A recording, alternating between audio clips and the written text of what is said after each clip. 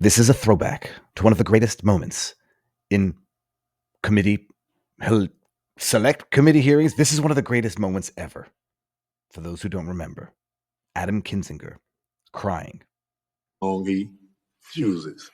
Thank you, Mr. Chairman, and thank you to my colleagues on the committee. Thank you to our witnesses. I never expected a day to be quite as emotional for me as it has been. I've talked to a number of you and gotten to know you. I think it's important to tell you right now, though.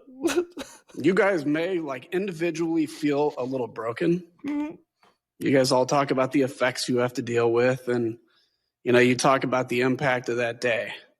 But you made it. But you guys won. You guys held. Democracies are not defined by our bad days. We're defined by how we come back from bad days, how we take accountability for that. And for all the overheated rhetoric surrounding this committee, our mission is very simple. It's to find the truth, and it's to ensure accountability. Like most Americans, I'm frustrated that 6 months after a deadly insurrection breached the United States. A deadly insurrection, by the way. This is investigating the insurrection. This face, like trying to squeeze blood out of a rock. Wait, here. I think it's important to tell you right now, though. Oh, get it up. You guys may, individually... Think of the saddest moment of your life, Adam, when your dog was struck by a vehicle. Feel a little broken. Think about it. You guys all talk about the effects you have to deal with, and you talk about the impact of that day. Do it. Channel it. But you guys won. Oh, and he's doing the Bill Clinton lip. You guys won. You guys held. This is a deeply unstable man that we're witnessing right now. I had to, it'll make you want to vomit. Not quite as much as some of the other stories we're going to talk about tangentially. That was Adam crying Kinzinger, forever sealing his legacy as the biggest phony, mentally unhinged and mentally unstable member of government during their investigating the insurrection. Forever shall be known as crying Kinzinger. He did an interview with Katie Couric. I don't know if any of you saw this interview. I listened to it at 2x, so it was only 30 some odd minutes of pain. It was actually a little bit more because I had to pause, go record the clips that I wanted to talk about today. I had to watch it so that you don't have to watch it. And I don't know when Katie Couric became Rosie O'Donnell. There's something about when you become a liberal and you lose your sense of humor and you move into the realm of getting those thick black frame glasses and you get a sour puss look on your face.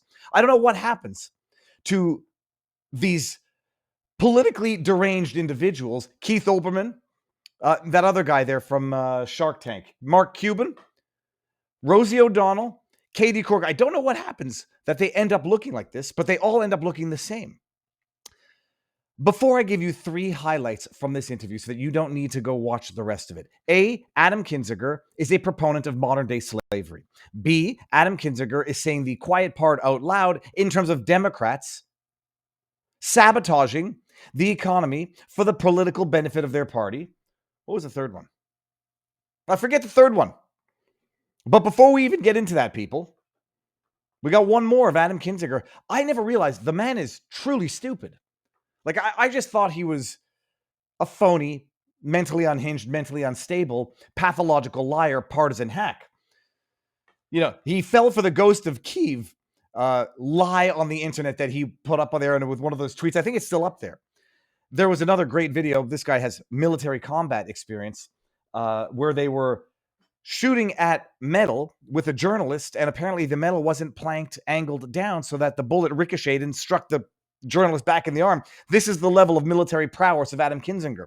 But I never realized that he's actually stupid. You listen to him try to formulate thoughts. He's actually stupid.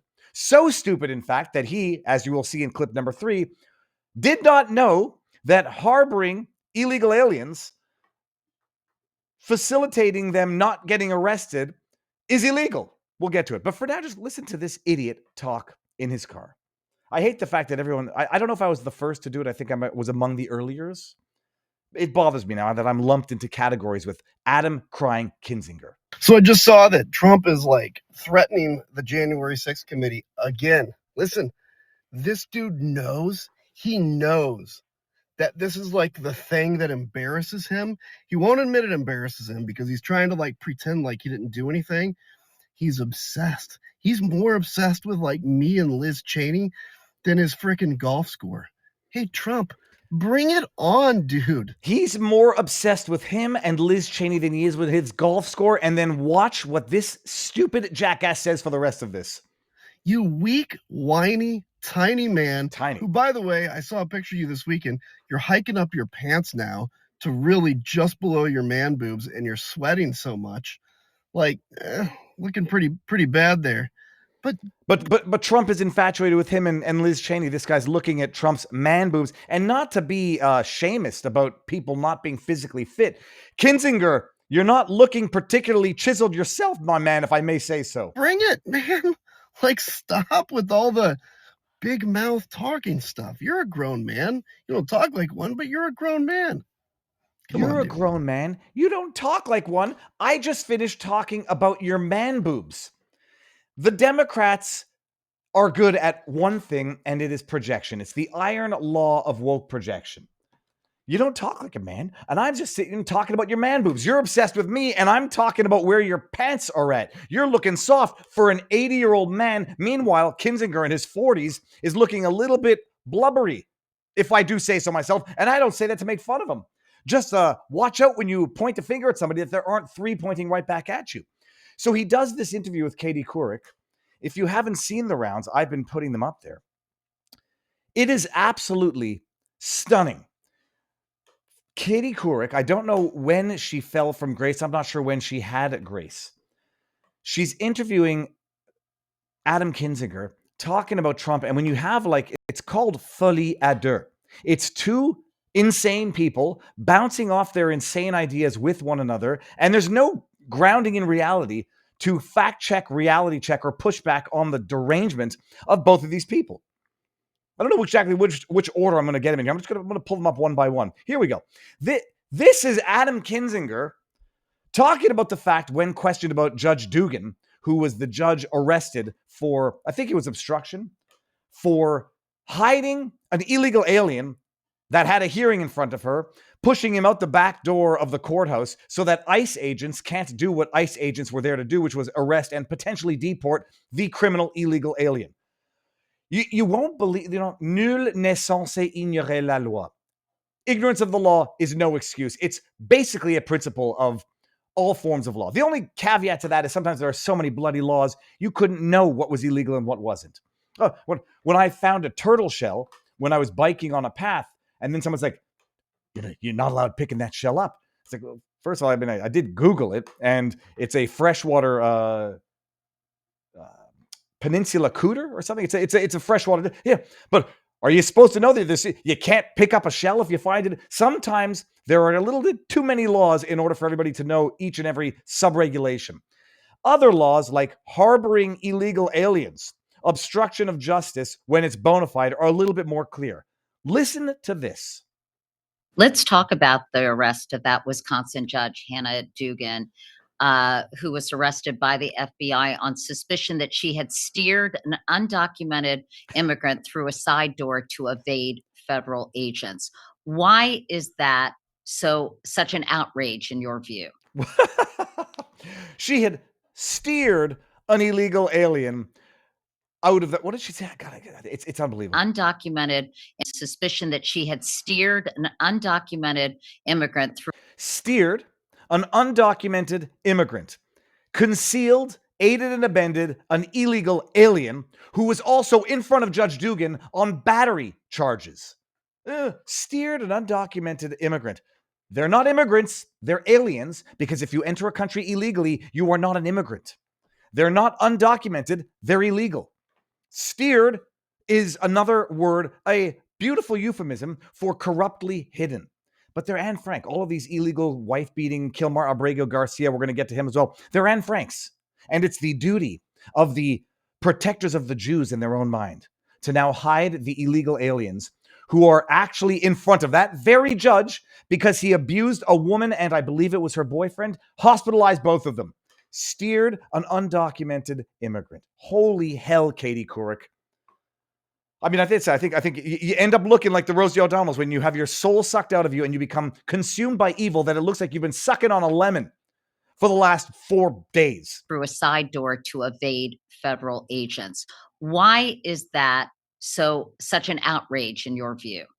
So it's two things. First off, I didn't know it was illegal to, kind of hide somebody that has not been convicted necessarily by the feds. They wanted to deport him. I don't know all the details, but so is this saying that if you know somebody who's illegal and they're at your house and the police come, that it's illegal to say they're not there? That's kind of chilling, to be honest with you, if it's like that. That's kind of chilling. They said the word chilling 4 times in that segment. That's kind of chilling. Oh, yeah, here, United States Code, Section 1071, concealing person from arrest. I don't know all the details, but so is this saying that if you know somebody who's illegal and they're at your house and the police come, that it's illegal to say they're Whoever harbors or conceals any person for whose arrest a warrant or process has been issued under the provisions of any law of the United States, so as to prevent his or her discovery and arrest after notice or knowledge of the fact that a warrant or process has been issued for the apprehension of such person, shall be fined under this title or imprisoned not more than 1 year or both, except if that warrant or process issued on a charge of felony or after conviction of such person of any offense, the punishment shall be a fine under this title or imprisonment for not more than 5 years or both. Let's just hear his stupidity one more time. They're at your house and the police come, that it's illegal to say they're not there. That's kind of chilling, to be honest with you, if it's like that. That's kind of chilling, to be honest with you, if it's like that. Dumb, unhinged, and I would dare say dangerous to America. Quite literally. So you're saying it's illegal to harbor an illegal alien or a criminal in my house if the cops come but he hasn't been convicted yet? Yeah, well, there's actually a separate crime for harboring a convicted felon. You see, there's 2 different types of crimes because one is a little bit more serious than the other. So yeah, crying Kinzinger, it's illegal. Isn't it also illegal to lie to a federal officer? I mean, I suspect it is. I'd have to go and double check to see in what context it would be. I'm sure there's a law for that. It's like, there's an app for that, or there's something for that. I'm sure there's a law for that. But can you imagine the sheer stupidity of a former? Is he former member of Congress or still is? If someone comes to my house and I'm harboring an illegal criminal and I say he's not here to evade arrest, that's kind of chilling. No, what's kind of chilling is that you used to be in the government and you think that it's kind of chilling that you can't lie to federal authorities to hide someone who's wanted for arrest for having broken the law or under a process. Quite amazing. And it doesn't stop there because this interview, it's fully à deux. And which one was this one? Oh, the modern day slavery. I'm telling you, I've said it before. I'll say it again. I'll say it until I'm blue in the face. The Democrats are the party of racism in the truest sense. Who's going to clean your toilets, Donald Trump? Who's going to pick the vegetables in the fields, said Jerry Nadler. We done picking cotton, says Jasmine Crockett. We need someone else to do that. In the interview, I'm just going to play this. You got to hear what Adam Kinzinger had to say. This idea that Donald Trump wants to bring iPhone manufacturing here is insane, because how many people are going to want to do a job, screwing little screws into an iPhone? We don't have the people to do it because we do have pretty low unemployment in this country. And now we're deporting every immigrant that could possibly work at that place. Remember the whole eating the dogs and cats in Columbus, Ohio thing? Why were there so many Haitians in Columbus, Ohio? Because they were needed for work in manufacturing, because they needed the employees there. This idea. I don't understand it. I swear to you, I seriously feel like I'm taking crazy pills that somebody can get up and say this and not understand that it makes them a slave trader, a modern day slave trader, that it makes them an absolute racist. To say, oh yeah, who's going to want to work the jobs of putting screw? First of all, people work factory jobs. I worked a factory job when I was 18. It wasn't supposed to be a lifelong career. It was supposed to be a summer job where I learn a trade. I learn how to show up, work 8-hour shifts, sometimes from 11 at night to 7 in the morning. You learn how to work with people. You learn how to have a boss. You learn how business works. Not all of these jobs need to be lifelong careers. Working at Walmart is not supposed to be a lifelong career.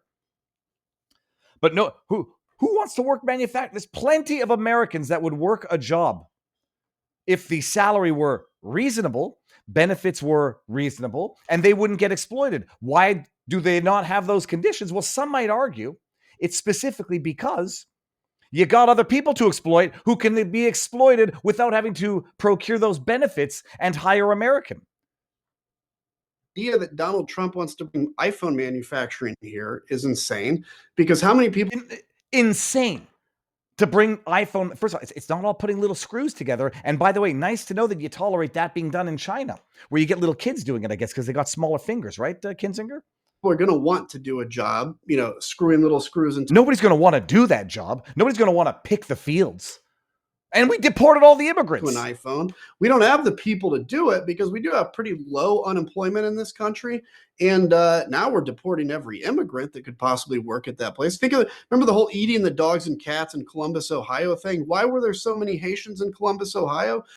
I thought it was because they needed protection status to escape prosecution, to escape the environmental crisis of Haitian environment. I thought it was because they needed refugee status or temporary protected status. Oh, what's that, Adam Kinzinger? Why were there so many Haitians in a town of 30,000 that has homeless problems, drug addict problems already that they're not tending to? Why were they there? Oh, because corporations needed the slave labor? Because they were needed for work in manufacturing, because they needed the employees there. This idea... I don't understand how people say this. I don't understand how it's not flipping outrageous. I love the fact that they're saying the quiet part out loud. And I have to go sit through this and memorialize it for all of eternity. Because if I don't, who will? What was the third one that I said I was going to play up here with Adam Kinzinger? It's so amazing that they say it and they don't have any shame. They say the quiet part out loud. Yeah. We're idiots who don't know the law, and yet we were prosecuting Trump. We're idiots who don't know the law. It's my first day. I didn't know it was illegal to lie to cops when they're there to arrest an illegal criminal. Oh no. Oh, it's because he's an illegal alien? Well, I don't consider that a crime. Oh, nobody gives a sweet bugger all. Shouting their stupidity and their ignorance out loud. Shouting their racism and modern day slave trading proponents of out loud. And here, listen to this one good and careful, and you'll understand what I genuinely believe was either at the root of the 2020 COVID outbreak or at the very least how it was co-opted by Democrats to tank Trump's presidency. They wanted to destroy the economy. They wanted to create havoc so they could use it against Trump because they knew a shitty economy going into an election, you tend not to get reelected. Listen to what Adam Kinzinger and Rosie O'Donnell have to say about how to flip the votes of people who currently support Trump and what might sway them to turn away from Trump. Listen to this. Listen to this. Understand it. What do you think, Adam, it will take for his hardcore MAGA base to flip? Okay, so I think if the hardcore MAGA base flips, it will be because of a devastating economy that you can absolutely pin on him, right? So all of a sudden, and this is quite possible, we have real shortages of things like toilet paper. It reminds us of COVID and the supply chain issues there. I mean, we're finding out that, shipments that are supposed to be arriving on the West Coast are already either significantly gone or have much less inventory coming in. That the trickle-down effect to the railroads, to the truckers, to the grocery store, and to the Walgreens or CVS is pretty devastating. You automatically made this assumption that the economy was going to be good. So it's like Maslow's. No, I just have to go here. I mean, I should be careful what I'm observing in others because it might be true of myself. I got my little grimace in my brows here from doing this all the time. Like what your mother used to say, if you make that face forever, it's going to stay that way. The bitter, sucking on a lemon, I hate Donald Trump face right there. Good. So it's like Maslow's hierarchy, right? The economy is here. If you assume that's going to be good, then you can start voting on these little self-actualization things that bother you, right? Well, all of a sudden, if the economy collapses and crumbles, you're going back into the base instinct of, I got to protect my family. And I think that does a lot of damage to him. Tank the economy, that'll do a lot of damage to him. Like what happened in COVID, like the fact that he brought those two up, that he drew a connection between the COVID economic crisis and how it successfully resulted in the election being stolen. And I'm not even saying this because I'm on Rumble. I'm going to put this entire thing on CommieTube afterwards. Stolen. 2020 was stolen in a number of ways. I just don't happen to think it was stolen through fractional counting in Dominion voting machines. It was stolen through propaganda. It was stolen through the election integrity partnership. It was stolen through suppression, censorship, some serious ballot chicanery. But they say the quiet part out loud. Yeah, the economic devastation is what we'll need to make happen in order to get Trump's supporters to stop supporting him. Not the most diehard, he says. You might never be able to get them. The middle of the ground. If something hypothetically were to happen, like COVID. Oh, so COVID was either an accident or a happy accident or a plan. That's Adam Kinzinger for you people. And that is the Democrat Party. And by the way, I love it. He still considers himself a rhino. You go watch that interview if you want to punish yourself for an hour. He calls himself a rhino, a conservative. That man is a demonic Democrat, or as they like to call themselves, Democrat. Stolen via a myriad of methods. Yes, stolen via the Hunter Biden laptop. If that was all that happened, it was stolen. But you love it. Racist, ignorant, and they will actually destroy people, and they will actually create crises because out of the crises, they can exploit them for political profit. Good afternoon, everybody. How goes the battle? That is all we're doing for Kinzinger because nobody wants to throw up any more than they had to. And I was going to start look, I've seen a couple of videos of vehicle stuff today, and one of which is a fatal accident, which I'm not showing anybody. That one I saw on Eric Hunley's Twitter feed. Then I saw another one on Colin Rugg's Twitter feed of a woman in an act of road rage getting out of the car, and I don't know how she had it at the ready, ejecting projectile diarrhea onto the hood of the other car that was allegedly harassing her, road raging her.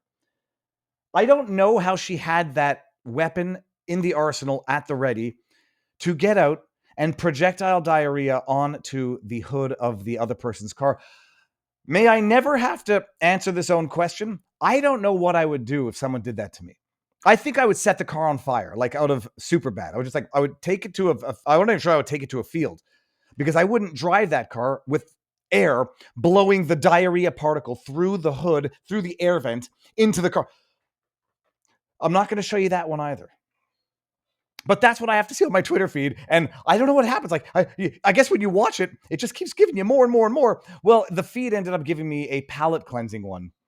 Because this, if you've never seen, this is not going to make anybody cry, vomit, whatever. There's a little bit of hilarity in this. You ever seen one of these massive farm machines? I don't know what they're called. Let me see what it says what it's called here. There you go. A New Holland crop sprayer driving down the road. If any of you have never seen one of these, we've all had the thought.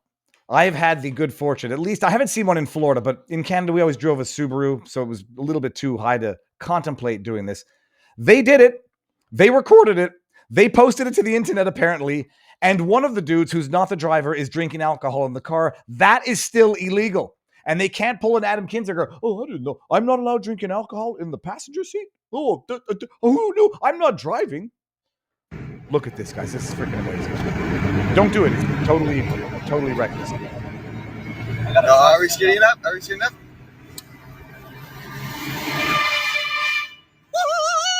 No fucking way! No fucking way! What? No fucking way!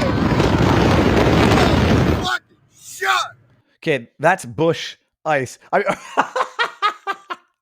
Like I said with Logan Paul, if you're going to break the law, I mean really break the law, don't post the evidence to the internet. Drinking and driving, reckless driving, and by the way, like, no effing way. There was only one other way that would end without success. I don't think, this is why I say, like, boys, when it comes to kids, are idiots. Men, when it comes to humans, are idiots. And the 15 to, let's just say 10-year-old, well, let's say a 5-year-old to an 11-year-old young boy is an idiot. A 12-year-old to a 30-year-old man, becoming a man, is an idiot who has just gotten injected with testosterone, who has absolutely no, not vision for the future, but no fear of mortality, that they would drive under the, and then post it to the internet because they're idiots. What? Only one other way that ended. In blood, people. In blood, and causing a lot of damage to a very, very expensive machine. People, welcome to the show. Viva Fry, former Montreal litigator turned current Florida rumbler. We are live daily at 4 o'clock. We have our Sunday show, Viva and Barnes Law Extravaganza, every Sunday night at 6 o'clock. You might want to tune in for that. Make sure that you're subscribed. I post the clips of segments to CommuTube, aka YouTube. And that's it. You know who I am. Dawn01 subscribed. Welcome to our above average Viva Barnes Law.locals.com community. It's a good community. If you are not a member, you might want to be a member. $10 a month, $100 a year if you get the entire year in one shot. Or you can just be an unsupporting member, which is still a good community to become part of. Hold on. Encryptus is reminding me that I got to actually sell the book that we actually wrote, Louis the Lobster Returns to the Sea, illustrated by Abigail Martin, a daughter of a community member over at our locals community. Look, I forgot I had a hard copy here. It's a great book about a child who gets a lobster at a store and then realizes that she can't cook it because she has fallen in love with her new pet. How does it end? The ending is beautiful, not delicious. Bada bing, bada boom. Okay, so Adam Kinzinger out of the way makes you want to puke. Moron. Absolute moron. I would love to have him on the channel. Oh, by the way, Encryptus, yesterday we talked about me filling out the online form to procure potentially... Oh, yes. Yeah, I decided not to do it because I don't trust anyone on that end to not divulge my personal information. Then I was going to use like a fake address. And then I'm thinking like, if I file a fake address, then maybe they'll come after me for some crime, like filing a fake address on an official form. I don't know, whatever. So I've opted. I'll do it. Okay, fine. You do it. You give your address. I'm not giving my address or my telephone number or my email address. Yeah, no worries.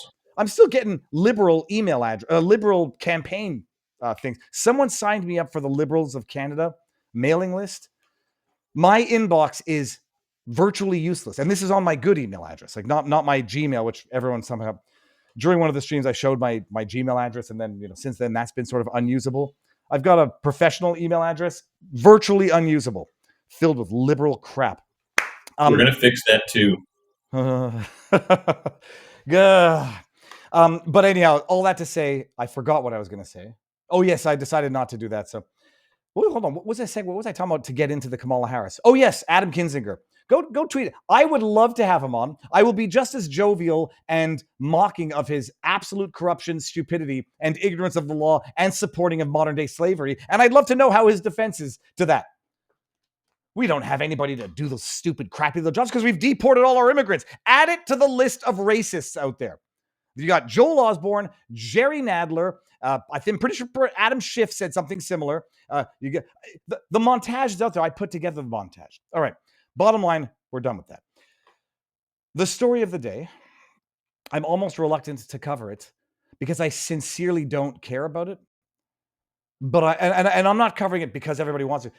I replied to a tweet from Ian Miles Chong, and now I felt morally obliged to address it today to share my thoughts on a story that I don't know who really cares about, but people are making a big freaking deal about it. What's the woman's name? Shiloh something. I don't care what her last name is, and it's out there now because she's out there. Public enemy number one.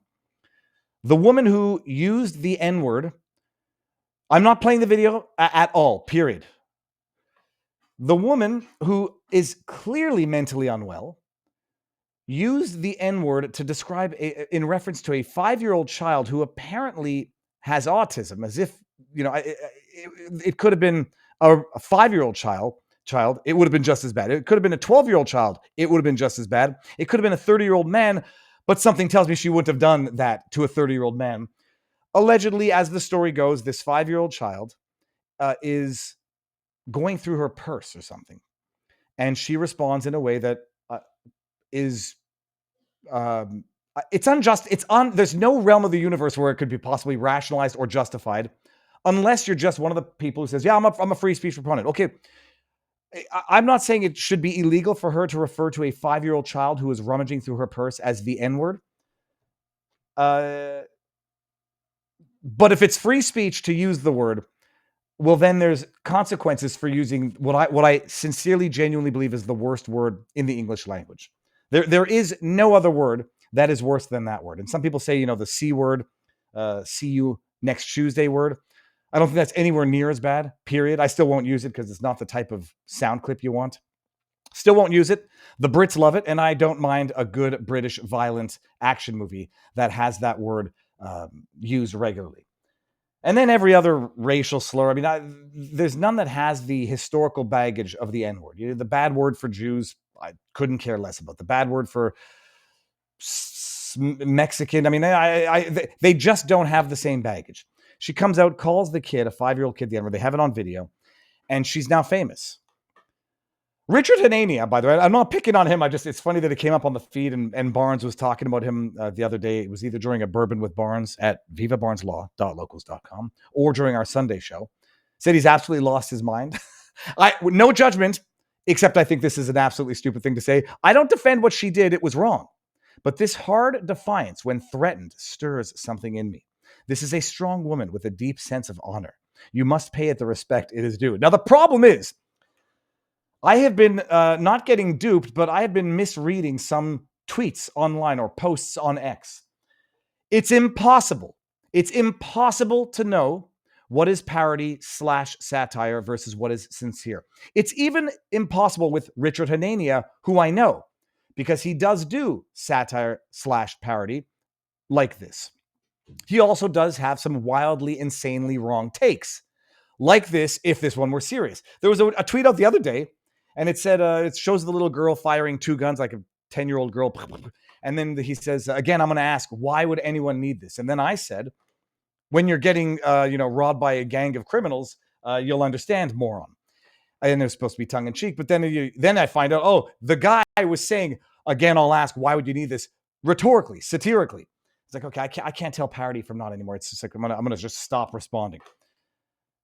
There is no defiance, if he was being serious, in referring to a 5-year-old child as the N-word. There's no defiance or any honor in getting angry at a 5-year-old child.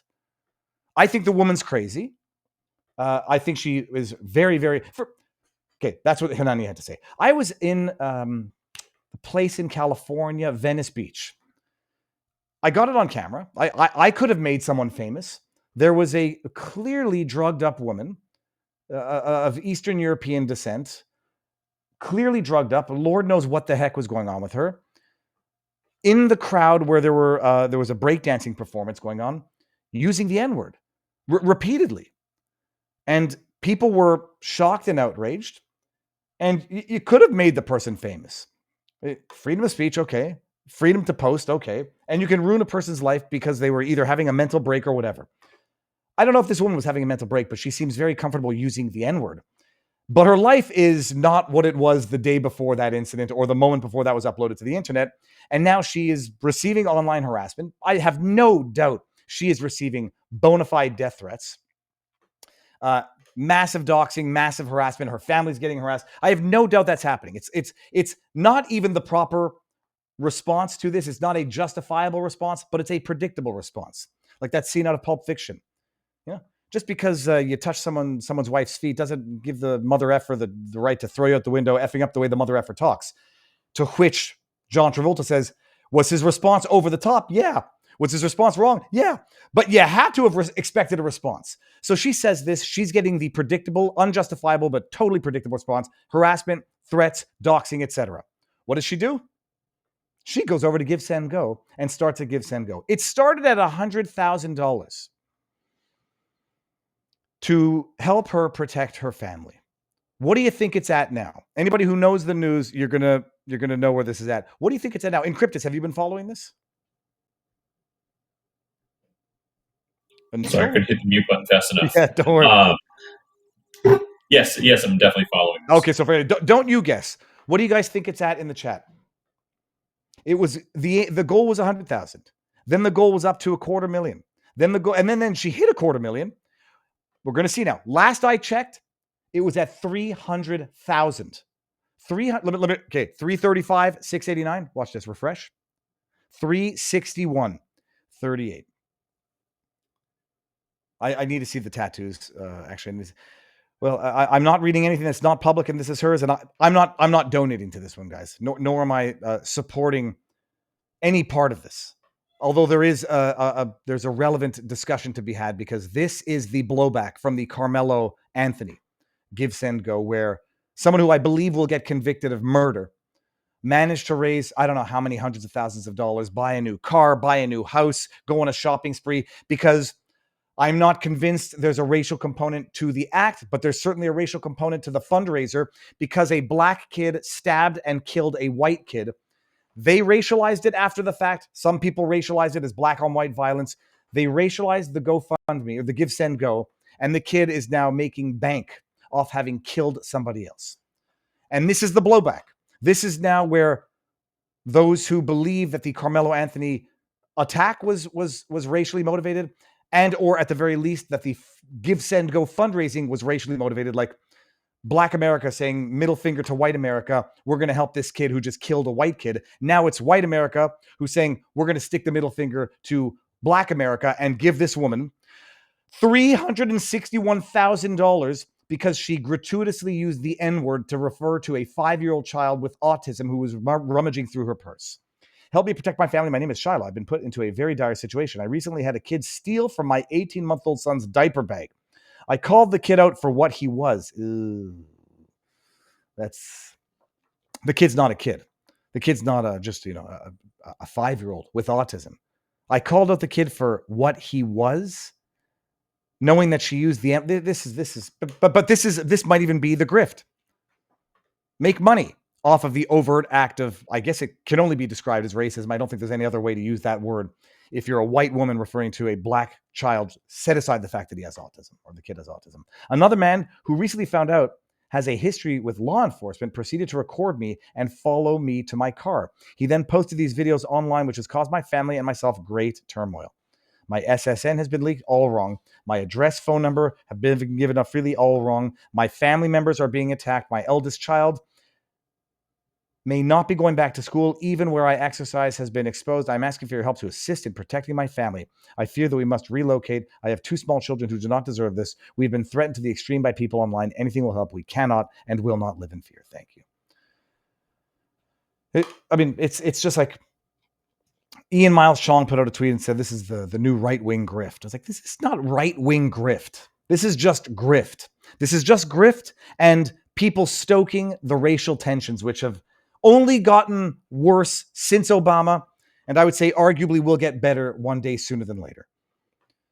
But there are people donating to Carmelo Anthony to make that kid rich for having killed a white kid, and now people are going to donate to this woman because she referred to a black kid as the N-word. And I didn't even want to talk about it, but that's where things are at now. The only people who are blameless in all of this, and I will even say deserve credit for not bowing to the pressure to shut these things down. Even a guilty person deserves a defense. Although it's tough to be legally guilty until you've been convicted, an accused deserves to be able to crowdfund for a defense.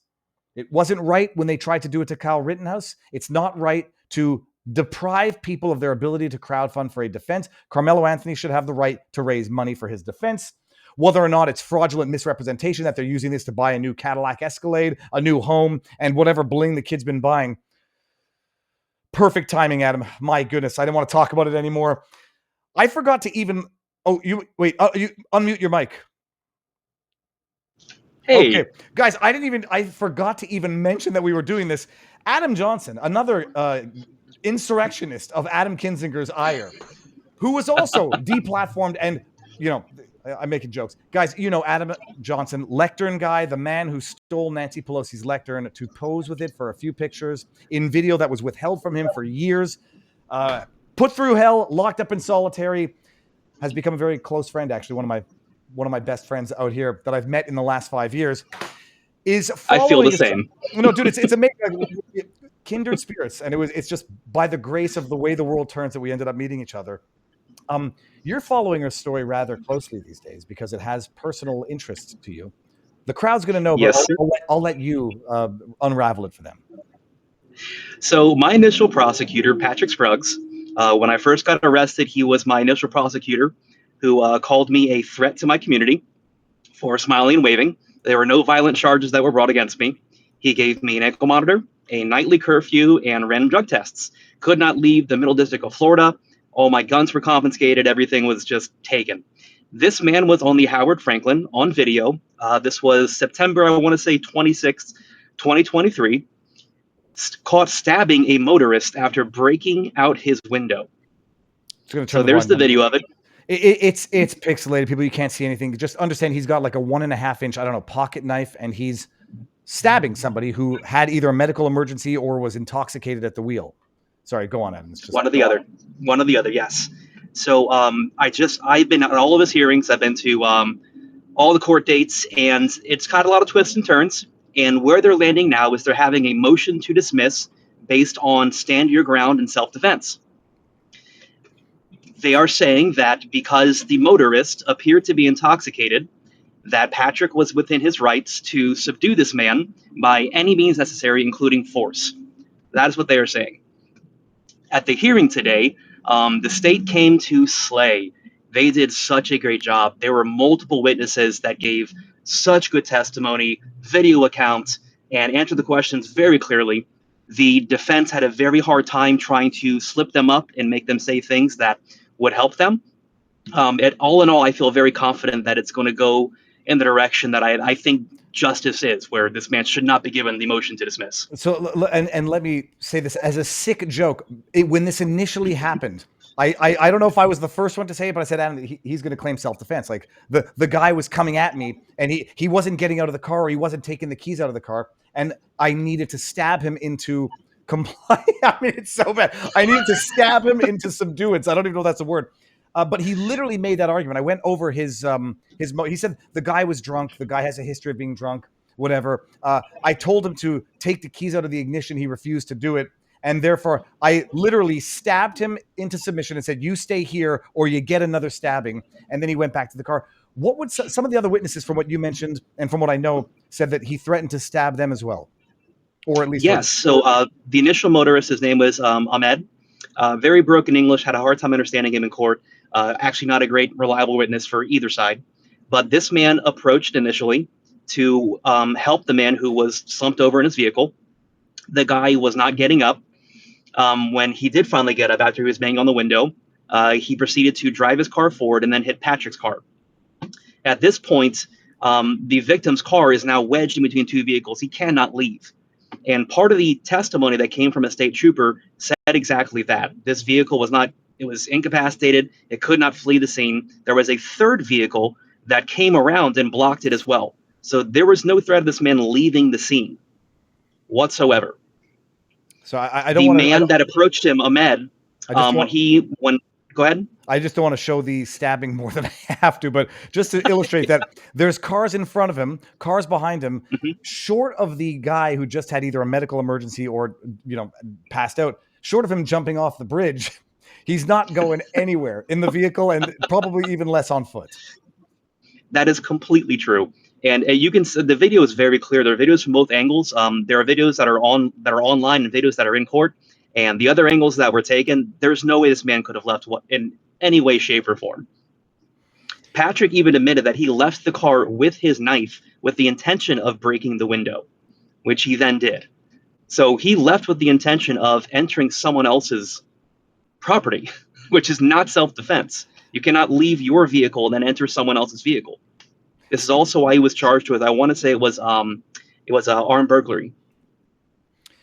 This is in front of a judge because it's a preliminary motion, so there's no jury for this. But who's the judge? If not by name, is it a man, a woman, middle-aged, old? Who's the judge? It's older white male, probably in his late 50s, and he's taking no guff.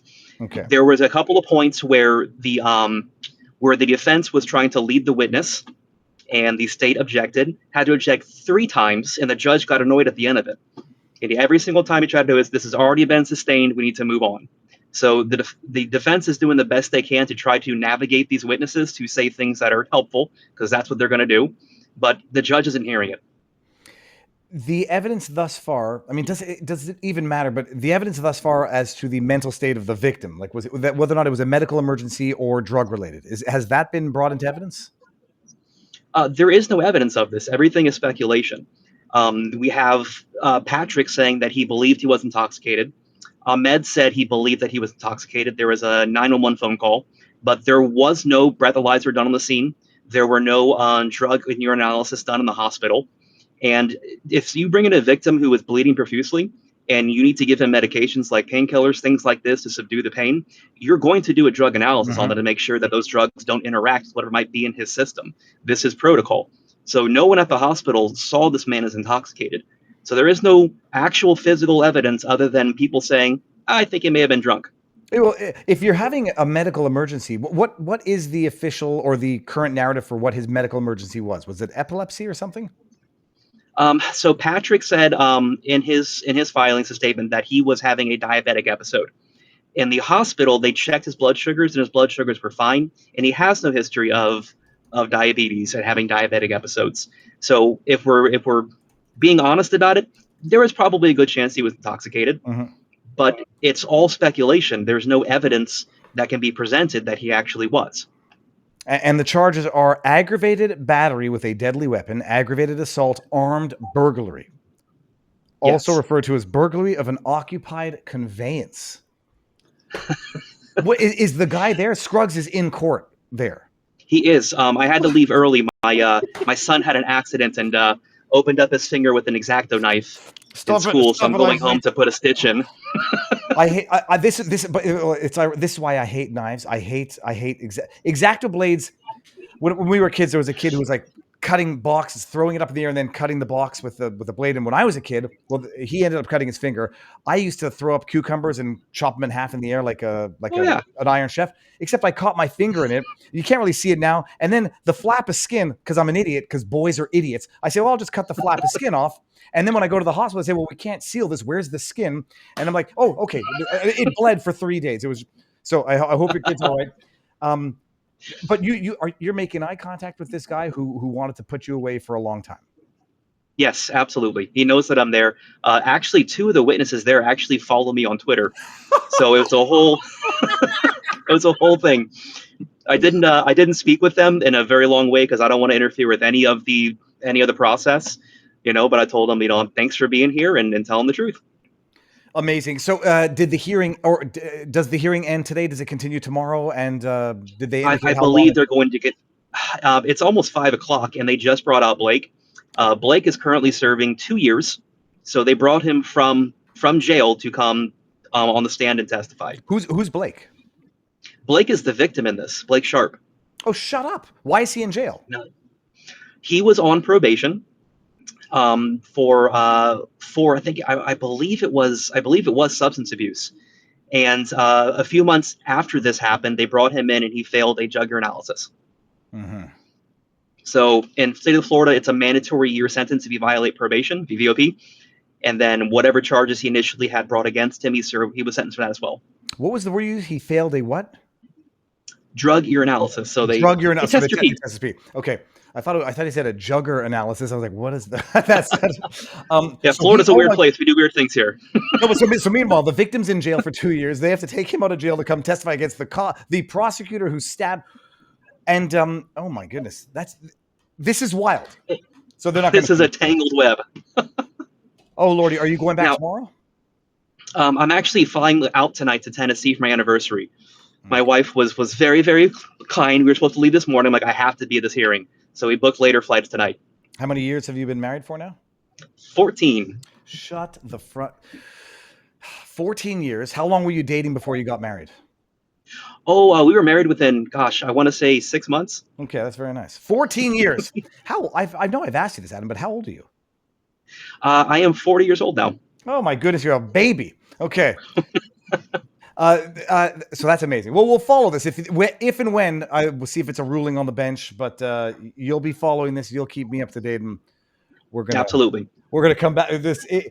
It's incredible, people, that the guy prosecuting the Jan 6ers, how long did he want to, first of all, what bail conditions did he want to impose on you?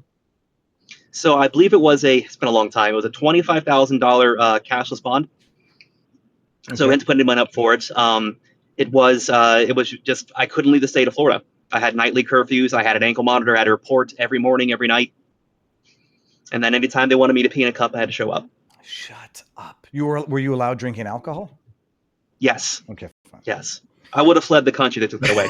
I was going to say small miracles. Like hard drugs, most people can do without, but a sweet Bowmore 16. Holy cows. Exactly. All right, man. Have you had the 15, the darkest? No. But You should look into that. Bowmore 15-year. It's called the darkest. I want to say it's a. Is it a rye blend? It might be. I'm trying. I want to say. What's the one? It's delicious. Well, the best one. I love Lafroig and Lagavulin and more, but how do you spell the Ochtosian Scotch? The best Scotch I ever tasted was. Oh yeah, that's a lowland, isn't it? It is. Let me see here. Auchentoshan. It was the Auchentoshan 21. I went to a wedding and they had Auchentoshan 21. Yeah, it's $270 a bottle. That's after years of inflation, but it was it was the absolute best Scotch I'd ever tasted in my life. Well, when you come over to the West Coast, I'll pop open some Yamazaki for us. I can change your mind. I'll be there tonight. I'll see you. Cancel the anniversary. All right, man, Adam. So we'll keep in touch. Obviously, I'll message you afterwards. But we shall do the part 2, whatever the follow up on this when there's a ruling on. Well, just to put the bow in it, this is to dismiss the charges on the basis of self defense. If this does not get dismissed, he proceeds to trial on the 3 charges that we enumerated. Yes, and from what I'm seeing today, the judge is not going to grant this. I can't. You cannot hear the testimony that was given and say, yeah, you know what, we'll let him go. You can't look at that video like stay. Like there's no way to look at that video. It actually, and I think he's not going to render the conviction, but like I'm bringing that up. I don't know if you're allowed to in front of the jury. The audacity to try to get the charges dismissed based on that goes to the criminal element of the guy's mind. That now he's trying to like cover it up and use the most disingenuous arguments to get the charges tossed. The most damning part of the video is he didn't just stab him on one instance. He stabbed him, walked away, and then walked back to stab him again. This is not self-defense. The crazy thing is you can understand how people can shoot somebody because it's instantaneous and all the damage is done. To stab and like to put iron or whatever, steel through human flesh, you've got to be fucked up to even be capable of doing that. Not just to an animal, to a fish. Like, gosh, whatever. Okay. Dude, happy anniversary. And we'll talk after. You got it. Have a good day. Godspeed. That is phenomenal. That's the Patrick Scruggs update, everybody. Exclusive from the lectern guy himself, who's got a personal vendetta. A vendetta! It's not even a vendetta. It is the pursuit of justice against the man who imposed a radical, wild injustice on a man who I have grown to know, who is a genuinely, sincerely good person. Encryptus in the chat says, it has been done. Connect. What does that say? Connect. Oh, okay, hold on. Let me bring it up so the chat knows what I'm looking at here. In Rumble Studio, you don't get the images that are brought up through vivabarneslaw.locals.com. Connect with Vice President Kamala Harris. Thank you. We'll be in touch. Yeah, I'm going to get raided by the FBI. No, she doesn't have control of the FBI, Viva. Actually, in our SMS thread, I actually sent you the entire message so you can see that. There's some personal information, so you don't want to read the whole thing. No.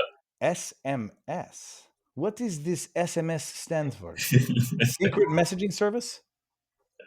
Or text messages, bro. Okay, let me read this. I'm not showing the screen. My post to Kamala.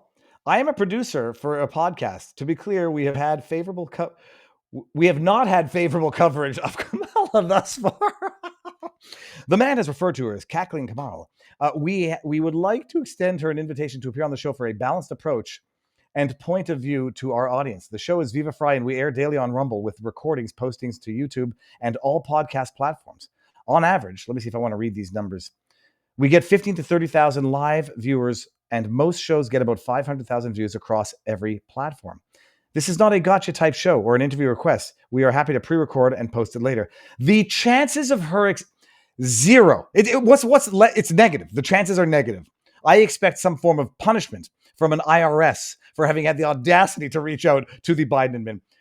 That's funny. That's fantastic.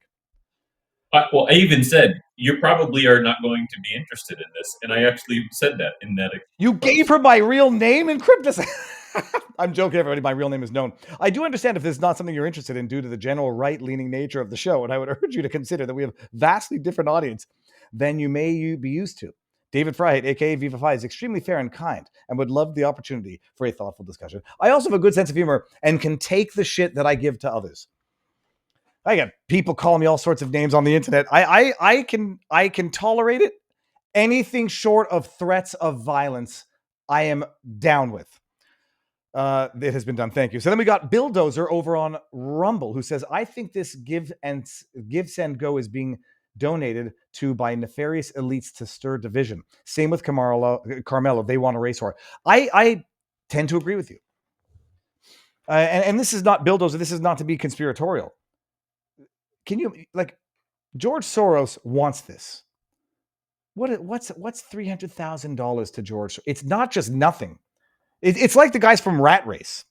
Have you all seen the movie Rat Race? I might have to watch that one again. No, not Rat Race. Well, Rat Race is the other one, but was it Brewster's Millions in Cryptus with Eddie Murphy and Dan Aykroyd, where they switched positions? No, that's true. That was Trading Places. Trading Places. What a senile buffoon I am. That movie where they're switching positions, was it Brewster's Millions? Trading Places. Yeah. This might, for $1. What's $1? In today's money, that might be $250,000. I absolutely agree with you, King Billdozer. Now, hold on. We see King of Biltong on the house, and I want to bring this one up so that we can also see Crying Adam Kinzinger. I had to make my own thumbnail today because my thumbnail guy just sent me the thumbnail, but it's much better than mine. My thumbnails suck, but this one was kind of good. Adam loves slave labor. We got King of Biltong, who says, want more protein in your diet? Add some healthy, high protein and meat snacks. Biltong is packed with B12, creatine, iron, zinc, and much, much more. Get some at BiltongUSA.com. Use code VIVA for 10% off. And Biltong, the shipment came in today, and I'm going to devour some of the piri piri, which is just spicy enough for little girls. I could take it Wagyu spicy level, but Ginger Ninja says, forget who Ginger Ninja is a member of our community. I'm going to show you this in a second. Ginger Ninja 1776 says, forget who it was, but when you were on PBD, one guy said he didn't think it would be good to bring back manufacturing to the US because no one wants those jobs. F that guy. I wish there was pushback. Well, Ginger, was it Adam, the guy the guy who didn't have his shoes on? Adam is sort of like their Democrat. I don't know if he's I think he's a Democrat, but he's a left or leaning guy. He said he's come out. He said he's definitely a liberal, and but he has been leaning further and further right before he's been on the show. Suffice it to say that he's like that woman who's on the 5. What's her name? Jessica. I called her moron. Tarlo. What's her? Tarlo. Yeah. Jessica Tarlov. Tarlov, and I've been calling her Tardov. Adam's positions, and this is nothing I wouldn't say to his face, are if you're going to take bet odds, it's like 50-50. It's going if someone made a sort of one of those, it had to have been him. Because first of all, it's just a silly thing to say. Not an elitist. You don't need to judge the person. It's just wrong. It was him. Ginger, it was him. And then it was like, well, no, it's not because you wouldn't take the job that somebody wouldn't take the job. There's people out there who don't want to be their own bosses. There are people out there who just give me a job, 8 hours a day to do it, give me a good paycheck, and I will do it with pride. I absolutely agree with you, Ginger. Now, I wasn't there to start fights, being an invitee and having been operating on like 5 hours of sleep and having got the call at 7 a.m. And actually, if we're totally honest, I didn't like the deodorant I put on that morning, and I was a little self-conscious as to whether or not I was smelling my best because it was the Old Spice, but one of those flavors I do not like, and it was the only one I could find that quickly in the morning. So I wasn't going to start any fights and pick on Adam or make it look like I'm trying to get a gotcha on Adam as an invitee on Patrick Bet David's podcast. Ginger Ninja, people, made this beautiful chessboard, not the pieces, the chessboard. Ginger Ninja is amazing, and I'm going to be up in Georgia for the finishing of the build of a soldier's journey home, where they build a living home for an injured veteran. And they build it in the period of like 2 or 3 weeks with a bunch of volunteers. I'm going to go down for a few days, document it, interview some people, and witness the cutting of the ribbon, where a disabled veteran is going to be given a new home that is disabled accommodated. And Ginger Ninja is one of the carpenters who does the job, worked on it, and suggested I come down, made the whole thing happen, and I'll be down there for a few days, and it's going to be amazing. Ginger Ninja says, in Tennessee, it is legal for passengers of a vehicle to drink and have open containers. God bless liberty and God bless America. Ginger Ninja, I'm fact checking you on that right now. I refuse to believe that's the case. Hold on. Okay, go to Grok. Grok, is it legal to have an open alcohol container? You can get drive-through alcohol as passenger in. Yeah, but that I can agree with. First of all, there's two things I don't agree with. I don't agree that you can't have an open container, because if you want to bring home a half-drunk bottle of gin, there's only one way to get it. Hold on. Excuse me. Yes, it is legal for a passenger in a motor vehicle to possess or consume an open container of alcohol in Tennessee, provided they're 21 or older. Tennessee's open container law applies only to drivers, prohibiting them from consuming or possessing an open container of alcohol while driving. An open container is defined by any container that is open. Okay, that's not what it says, but however, there are important caveats. Legal ordinances. Some Tennessee municipalities or counties have stricter ordinances prohibiting passengers from possessing or consuming open containers in vehicles. You should check the laws. Driver responsibility. Neighboring states. That's wild. I didn't think there were any states that free left in America. That's freedom. I got a bit of sniffle again. So, yeah, that's what we're doing there. Ginger Ninja, I will see you sooner than later. And thank you for the super chat, and thank you for the chessboard. It's become part of the fixture in the back, but I do occasionally, I leave it there, because the other day I had these chess pieces. If you don't know, I got them in Paris in 1999. They're triple weighted. So no matter what you do to the piece, it rolls back up. And I think they were 400 francs in 1999. It was the most expensive thing I ever bought out there. And the kids don't understand that. So they have to stay under quasi lock and key so that the dog doesn't end up with a piece of chess in its mouth. All right, what do we move on to now? Ukraine? Yeah, speaking of Europe, the news of the day, it's so amazing to see how it's reported differently depending on which outlet you're looking at. The news of the day is Trump signed a mineral deal with Ukraine. This is going to be something of a kick in the testes to Canada, although there's no shortage of a need for rare earth minerals, and Canada has a lot of them, to the extent that Mark Carney is going to want to open up that natural resource to full exploitation. We'll see. But signing the deal with Ukraine, depending on who you ask, is a big deal or not a big deal, depending on whether or not you want to give Trump credit for it or minimize the credit that is due to Trump for having done it. New York Times is sort of neutral. CNN, propaganda. Although New York Times is propaganda as well, just now they're not so anti-Trump for the deal. U.S. announces deal to share Ukraine's mineral wealth.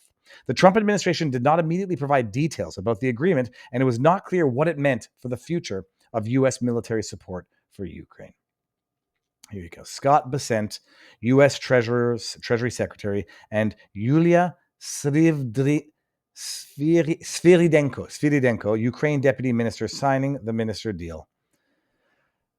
United States will share future revenues from Ukraine's mineral reserves under a deal announced by the Trump administration on Wednesday that creates a joint investment fund between the countries. That's very interesting. So revenue, but not a share of the minerals, or maybe, I guess that would admit of the possibility. The agreement comes after months of fraught negotiations as the United States tries to broker an end to Ukraine's 3-year war with Russia. It's funny, I get called a Russian propagandist if you refer to it as anything other than an illegal Russian invasion.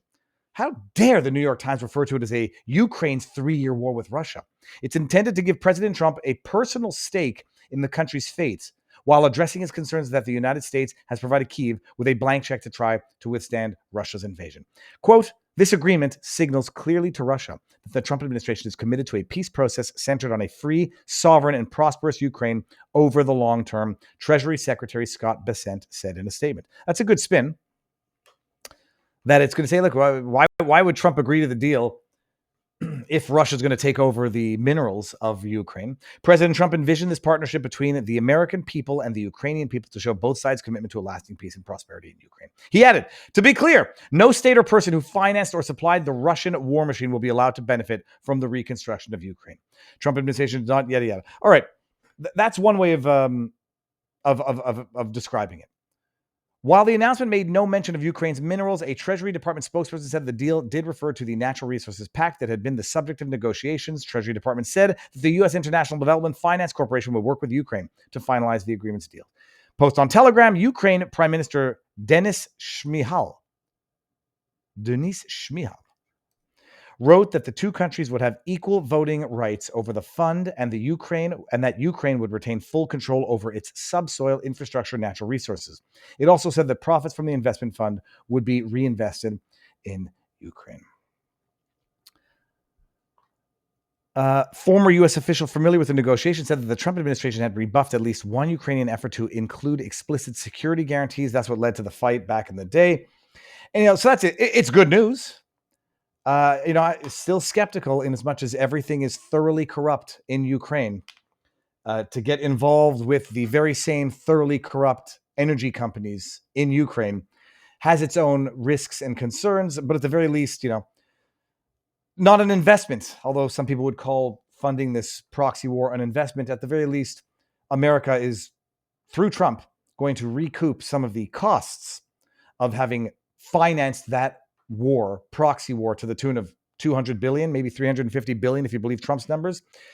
New York Times reports quasi-objectively, although they try to give it a bit of a negative spin. CNN gives it the all-out, not negative spin, just minimize it. It's not a big deal. Ukraine mineral deal is largely symbolic, but that's enough for Donald Trump. Can you believe this? Like just pure scumbaggery. It's largely symbolic. I don't think that's true.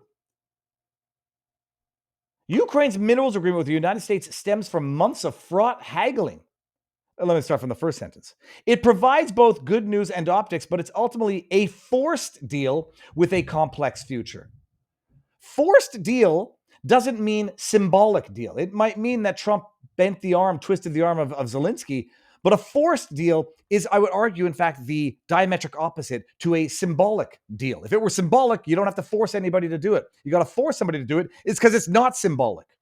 Ukraine's mineral agreement with the United States stems from months of fraught haggling and originates in a Ukrainian idea first offered during the amicable climbs of... What the hell does climbs mean?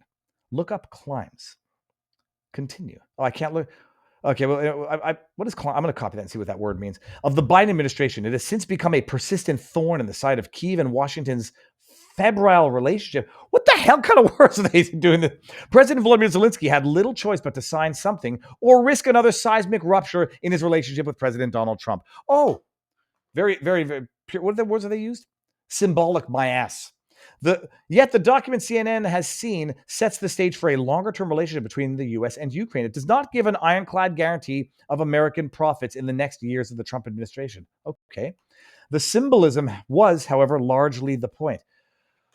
Everything they've just described is not symbolism whatsoever. It's actually pretty concrete that they actually had to force it out of Zelensky and that they'll get some profits or at least try to recoup the costs of what they squandered in that corrupt country, financing that proxy war that has cost hundreds of thousands of people life and limb unnecessarily so.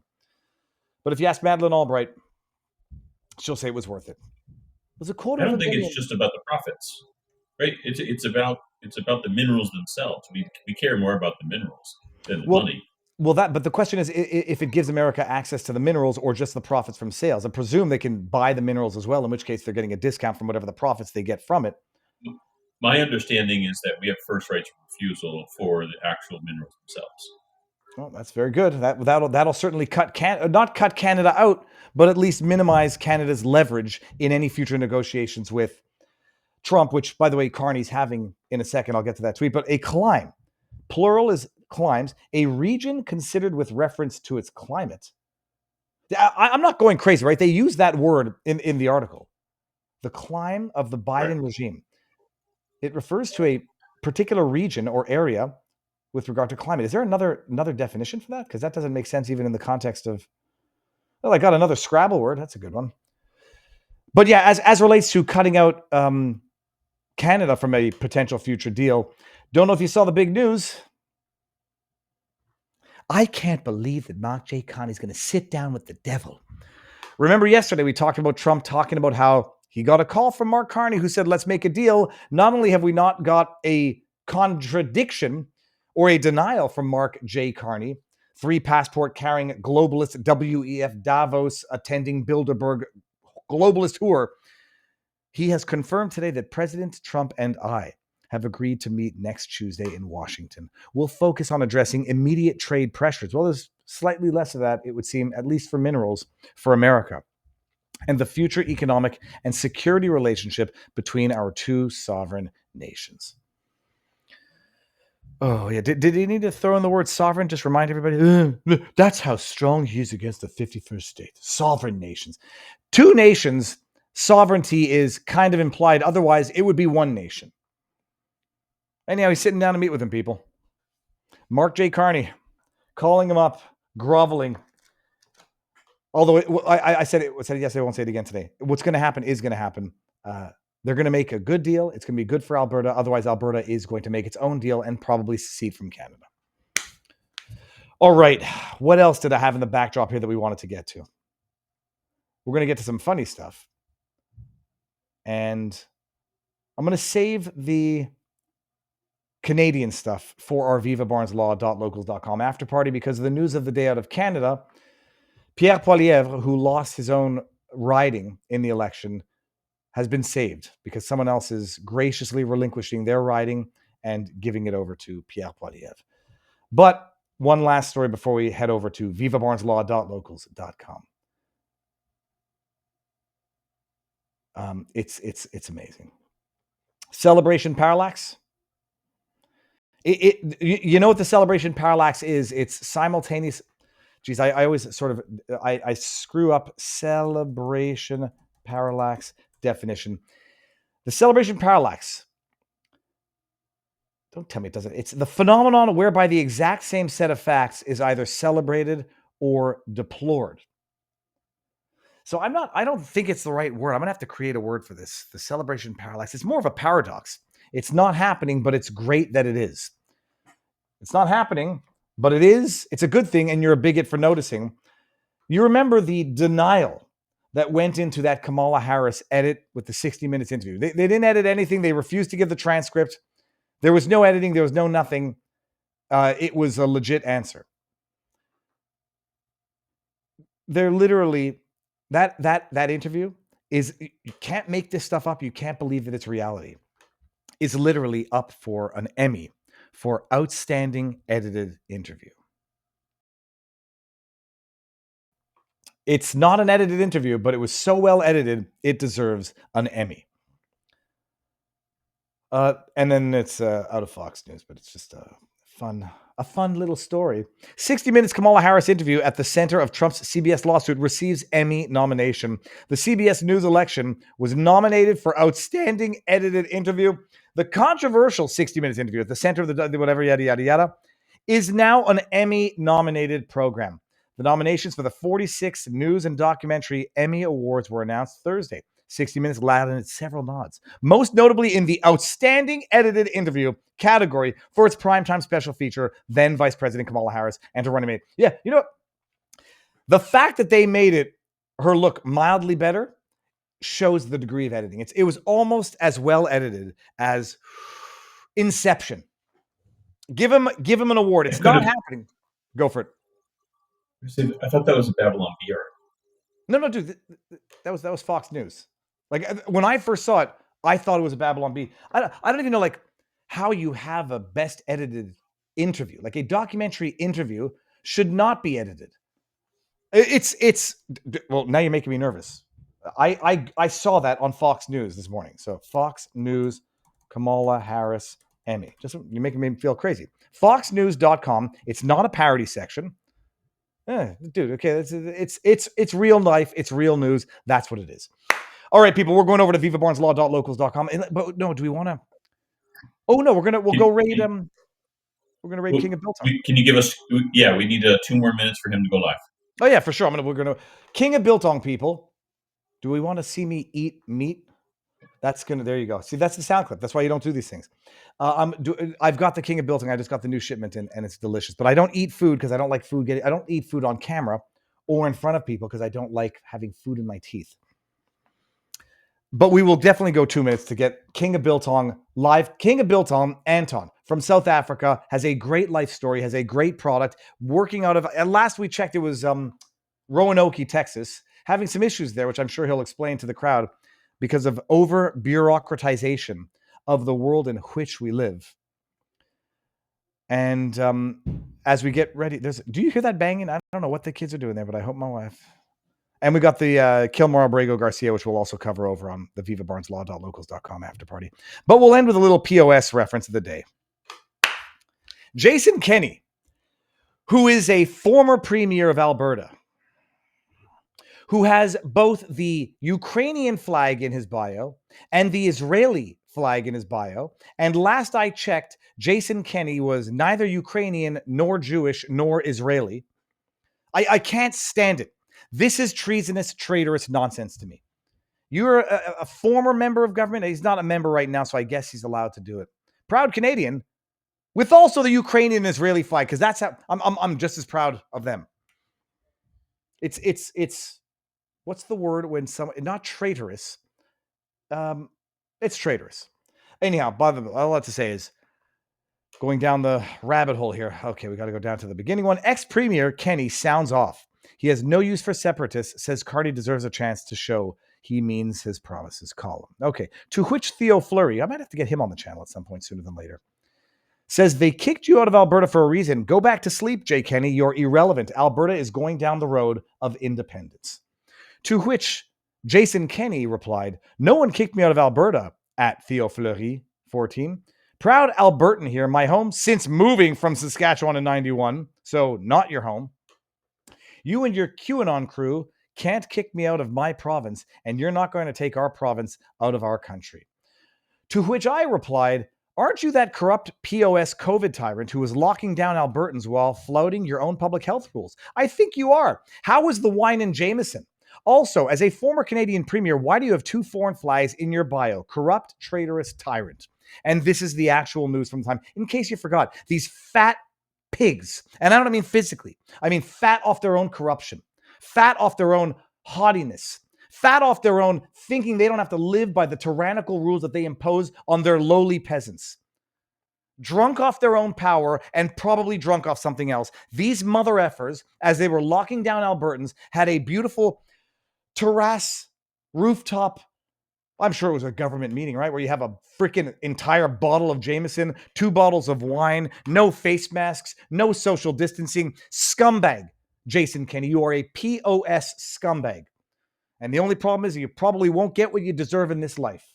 May you live forever, and may you live to 95 years old and hear the echoes of the people around you saying, that is the piece of shit who locked us down, ruined our lives while he was literally getting drunk on a rooftop with the finest of wines, the finest of... Oh yeah, they got San Pellegrino too. San Pellegrino, 2 bottles of wine, a freaking massive, that looks like a 1.15 liter bottle of Jameson. And there's 1, 2, 3, 5 of them? I won't judge that because I do enjoy a snifter of port at Christmas. Scumbag. Go to hell, Jason Kenney. And you will when you're an old man and all you hear is people talking about how you ruined their lives and how they hate you. And we're going to end on that note. Have we rated him yet, Encryptus? He is not live. I'm ready to push the button the second he is. He's actually running about 2 minutes late. All right. Well, hold on. We got more time. Let's. Oh, he just hit it. He just hit it. Well, hold on a second. Hold on. Make sure I've got everything.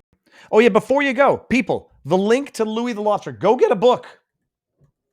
Louis the Lobster Returns to the Sea. Like, how can anybody not get... I'm not good at selling stuff, but, like, how can anybody... Like, a shirt, okay, fine. Everybody's got kid books. Get it for somebody else. Get it as a gift. Here, link to book. Well, with the type of... What did I just put in there? Link... Climbs. Okay, I just gave you guys the word climbs. Hold on, let me get the link if I can, which I can't. Okay, whatever. Here's the link. Here's the link. Go get a book. Give it to someone for Christmas or a birthday or an anniversary or a woman that you're trying to court. And you say, here, honey, let's have a child. SEC 808 says, how close do you think Alberta is to seceding? Sounds like they are getting huge amounts of signatures. They'll get the signatures required for the citizen petition. Then they'll put the question to a referendum. But like, much like the why were there so many Haitians in Springfield, Ohio? Well, because we needed to exploit them for labor at a big corporation. Get ready for the feds, if they're going to do this, to start shipping even more immigrants into Alberta who are going to vote no. But I think it's in the works. And what Carney's probably going to have to do is agree to let Alberta free on their natural resources. But the movement is in full force, and unapologetically so, as it should be. All right, that's it. So go on over to Anton's. Eat at Anton's on Rumble and enjoy the show. Otherwise, I think Hunley and Grobert are live with Laid Back Law or America's Untold Stories, whatever it is, on Friday afternoon, 5:30, so you can check them out as well. But they're not getting the raid today. Only and exclusively Anton. Check them out, people. And Sunday night show is coming. Next week is going to be another big week of stuffs. And thank you all for being here. And that is all. I will go over to locals right now. We're talking Kilmar Abrego Garcia over on locals, because there's a video that shows alleged human trafficking. Rumble, peace. Locals, we're here. Locals, let's do this here. So the news of the day out of Canada. The news of the day out of Canada is that Conservative MP Damien Couric, who was reelected to Alberta riding of Battle River Crofut, has announced he will be resigning his seat in order to allow Conservative leader Pierre Poilievre to run for it in a by-election. So they've got to pick a place that is wildly conservative so that Pierre does not have an issue getting elected in a riding so that he can continue to be the leader of the Conservative Party if you think he should. I'm not getting into whether or not he should. I'm still feeling bad for him because I think he must be feeling terrible. The humiliation that comes with losing the election, losing your own frickin' riding, and having to rely on a Conservative MP relinquishing his seat so that you can get it. I want to go Battle River Crofut election results. It's got to be like 75%. If I had to guess, it's going to be like 75% Conservative. Let me see how the votes went. Electors, 81,000 members of parliament. It's gone Conservative since 2015. Now it's vacant. What was the total responses? Why can't I see? That's by demographic. Take for granted it went. Oh, here we go. So Conservative, it got 81% of the vote. Holy shit, would it be hilarious in a very tragic way if Pierre Poilievre actually loses that riding if they hold a by-election. So they're going to hold the by-election in a riding that went 81.8% Conservative, up 10% from the last election. Liberals got 7.14%. So, oh no, sorry. Liberals got 11.4% in the last election. So there's, on paper, zero chance of Pierre losing that. Although the Liberals did pick up plus 7% because the NDP lost 5%. And so that went straight to the Liberals.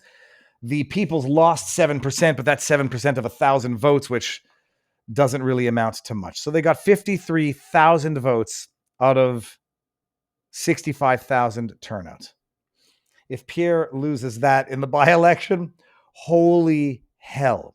So he's lost. That's the plan. Pierre had to say, "It is with humility and appreciation that I've accepted Damien Couric's offer to resign his seat in Battle River Crofut so that I can work to earn the support of citizens there to serve them in Parliament. Damien's selfless act to step aside temporarily as a member of Parliament shows his commitment to change and restoring Canada's promise." This tweet bothers me, but I will work to earn the trust of the good people of Battle River Crofut, and I will continue to hold the Liberal minority government to account. You see, I wouldn't have thrown in the word minority government, Pierre. I know that they have a minority now. I don't think it's going to be recognized as a minority when the government reconvenes or whatever, announces the government. But throw the word in there, and then this tweet might age very badly. I will hold the Liberal minority government to account until the next federal election while we bring real change to all Canadians. So it's a lot of platitudes in there. So he's got to grovel, take somebody else's seat, and it's got to be embarrassing. All right, before we that's the Canadian stuff. It's no more interesting than that, but you're getting a taste for Canadian politics. If we go over to our Viva Barnes Law.locals.com community, Jane Land says, Viva, I ordered Louis the Lobster for my little niece. Thank you. I'm thinking in Cryptus, we're going to do the plushies. And what I want to figure out how to do is make like a package, like a Patrick Bet David, When Life Gives You Lemons package. It would have a book that would be signed and a plushie. And I'll even do like cameo type specific messages to the extent that they are not brand tarnishing messages. And I do a signed book, a plushie in a package. And we offer, I don't know, a limited amount of them. We'll have to figure out how to do that. But thank you, Jane, and enjoy the book when you get it. Tikiba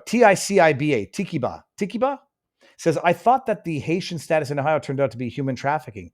Well, what would you call importing people for labor? I call that human trafficking. In fact, just the other day, I was at a bathroom. I went to a public bathroom in a park. Now, that's TMI. I went to a public bathroom in the park, and they had a sign that said, are you being trafficked? Are you being forced to work and not being allowed to leave? You might be being trafficked. Call this number. I say, importing Haitians who barely speak a language so that you can exploit them for labor for big corporation, I would argue is human trafficking. Tikiba says he doesn't know it is illegal, and yet he opens his big fat mouth in public. Hey, dude, do your homework. We got Bart Cop 2 says the only problem, Viva Fry, with the Alberta becoming a U.S. state is that Canada will stay liberal forever. Well, there's actually much bigger problems than that. I mean, just logistically, how do you have a country that's physically? Well, actually, would it be physically fragmented? No, the North would connect it. Hold on, I think none of it would connect. Map of Canada. Trying to think of Alberta. No, that's interesting. Actually, it would not be physically divided because none of it in Northwest Territories would be like the detour around the 51st state of Alberta. Holy crap. Oh, you see, it becomes the problem if Alberta, Saskatchewan, and Manitoba join. Although even then you're connected by the James Bay or the Bay of the James Bay, not the Bay of Fundy. That's in New Brunswick. So it doesn't actually split Canada territorially in half. It's going to happen. It's going to happen. Roe v. Wade being overturned was the stuff of political lore. The idea of a state separating from Canada was the stuff of political lore. It will happen. Quebec will separate. Canada will be balkanized, and that'll be it. That's what's going to happen. Hashtag not a guarantee. Discourse to see donated, and I think that means that Discourse to See is now a member of our vivabarneslaw.locals.com community. Ding, ding, ding. We got a Zippo, an American flag Zippo made in America at the gas station, and we use it to go fishing. And then we got some Zippo fluid for that. That's why I have that on. Plus, I know it's bad. If I can get it with my fingernail. I love the way Zippo smells. Terrible. Discourse to See, welcome to the channel. And thank you for being here. We got Kinzinger speaks about a present like that. Hey, dude, what the hell? Okay. Hello, Viva says 60 special. Viva from Finboy Slick. Viva Mays here. Have some awesome lobster children's book. That's a lot of damage. That's pretty good, actually. The guy looks a little too much like me to begin with, so I'm going to go screenshot that one. And that one could be done with Barnes as well. Discourse 2C says, thank you. Neurodivergent says, nice. JP Spooner says, there's absolutely no way Manitoba would leave. They're commies, he says. I don't think we would tolerate having, for example, China making inroads in Canada, says Kayanos. I don't think America would tolerate that, but China has already made inroads in Canada. Just depends on what you're talking about, like physical inroads or economic, mineral, political. China's in. It's got its hooks in Canada already. I would rather pee behind a tree bush than pee in a public bathroom, in particular a parks, fairs, etc. True, but the other thing about peeing near a playground, Viva does not want to get arrested for indecent exposure in front of children, and it was near the playground. I mean, would a liberal Canada be looking to turn to China for help, says Sammy. Cardi opened that door during the debates. I think I highlighted it, but I don't think I highlighted it with enough emphasis. He said something in one of his speeches. It actually wasn't during the debate. It was prior to. He said, we're going to have to look to Europe and China. I'm certain he said it. And I could, and it did. But then during the debate, he said, "Well, China's the number one threat." I was like, "No, you said you were gonna." Did Carney say he would improve economic relations with China? I thought he did. Let's see what Grok has to say, because if it's on the internet, Grok will find it. Mark has expressed a cautious and nuanced stance on economic relations with China, rather than explicitly promising to improve them. During the 2025 election as Liberal Party and subsequent, he emphasized diversifying Canada's trade relationship away from heavy reliance on the United States, but he prioritized relationships with like-minded countries, such as those in Europe, explicitly stating that China does not share Canada's values on trade. He advocated. However, Carney's past engagements and China's response to his leadership suggest a potential pragmatic economic interactions. His tenure at Brookfield Assets Management, which has significant investments in China, and his meetings with Chinese leadership, including Xi Jinping in 2024. A post on X attributed to Carney in 2025 suggests a more open approach, stating we should not hesitate to bring China to the table, not as a threat, but as a reality we must engage. But this cannot be independently verified from the provided source and should be treated as inconclusive. I'll have a look for that. Their comment. Okay, so we go back down to the bottom here. And everyone, do you think that the N-word deserves so much attention? Aren't we feeding it like a demon and giving it power forever? No, I think it's objectively the worst word on earth. And if someone had come out and called a woman the "see you next Tuesday" word, I mean, I would expect them to be put on as much blast, but it just wouldn't mobilize the same actors as the N-word. Like just having a public meltdown and using gratuitous expletives, especially on a 5-year-old child, will get similar blowback. But the N-word is uniquely bad, in my view. Why did the Northwest go for the Liberals in the election? I'm surprised such a rural area would vote for them. I can only, the Bart Cop, I can only venture a guess, and I'm going to verify it on Grok afterwards.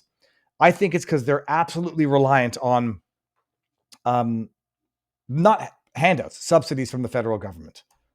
And the natives, which tend to vote, it's very weird, they tend to vote Liberal or NDP because of those promises to help, handouts, government subsidies, all that jazz. Why does Yukon vote Liberal? That is my theory, and I think it's probably superficially obvious, but Yukon's voting pattern, including its tendency to support the Liberal Party at both federal and territorial, stems from a mix of historical strong local candidates, trust in leadership, bullcrap, alignment with Yukon's social and environmental values, okay, economic and infrastructure investments, and there you have it. It's because they get more. They are what you would refer to as the have-not provinces, although they have mining and whatnot. But I believe I venture to say it's just handouts, subsidies, and money. Historical, political, NDP, Liberal, and they like the NDP for them. It's wild. All right. As to the N-word, no, Myron Gaines, as well as rappers, uses it all the time in addition to playing. I'm not reading that part. And that's from DLK 30519. Yep. They're obvious. Call it a double standard, but, and like Jews don't use the K word as like a loving, pet name for fellow Jews. But it's totally different when a black person does it. I mean, because it's within the community, it's just almost like you could have nicknames for your spouse, and if someone else called your spouse that, it would be a bit of an issue. My mother calls my father Piggy or Piglet or Porker or Fat Chops. It doesn't call him Fat Chops. Porker. Someone else called my father Porker. It's like among a unit, you can have love names for each other that others do not get to use. Kayano says Sargon used it in context of calling someone a neo-Nazi, I'm not resisting, and got banned. Well, everything at the time. Wasn't even on his own channel, lols. Yeah, no, you're asking for trouble if you use the word. Oh, yes. This is so good. Save image as most interesting. This is the most interesting man. Vitaj21 says, Viva, why would this word be completely fine to be used by Afro-Americans, 13% of the population, e.g., I am Slav, which is where the word slave comes from, and nobody knows that, nobody cares. Yeah, but why would the word be completely fine to be used by... I'm not sure that it's completely fine, even within the community. There's still some tension, but it's just not the same as... The essence of the word was one race's domination and ownership over another race. And so it's just totally different. I'm trying to think like... But it is also like the episode of Seinfeld where the dentist converts to Judaism so he can make the Jew jokes without getting called an anti-Semite. It's always different when it's within a community. There's a certain camaraderie. And maybe call that a double standard, or just call it the reality of communities being able to engage with one another differently than outsiders trying to engage with the community with similar dialect. But I appreciate the argument that you can't have it both ways, but then use the word and live with the consequences. I mean, it might be unfair, but it's the reality. All right. Now, there was one more thing that we're going to look at over here. It's not particularly new. So it was among the other car related videos that I saw coming out of freaking Colin Rugg's Twitter feed today. Fox has obtained excuse me. Fox has obtained news footage. Fox has obtained video footage of Kilmar Abrigo Garcia allegedly involved in human smuggling, as noted by state troopers. This is the man Democrats decided to put their entire party behind, LMAO, laughing my ass off. The incident happened during a traffic stop in Tennessee in 2022. This to be on. He's hauling these people for money, a trooper could be heard saying. The footage comes as yet another abuse report has been released where Abrego Garcia's wife accused him of being physically and mentally abusive. She has also edited photos of his knuckles, which appear to symbolize MS-13. Do we want to hear this whole thing? Hello, sir. How are you? Good, and you? All right. Everything good? You got a bunch of people in here, don't you? It's 1 for 6. Yes. Go back to work. Gotcha. Where are you working at? Where? San Luis, Missouri. Missouri? Yes, yeah, sir. Where do you work? Okay. But I'm from Maryland. Okay. Now, the radio He's a Maryland man. Running 75 down through here. 75? Yeah. Of course, this is 65 through here.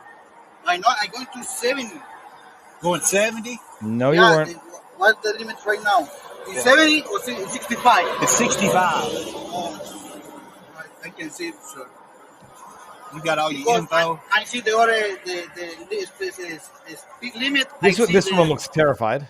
Yeah, it jumps up and down. He's being very amenable, but I think they're very suspicious.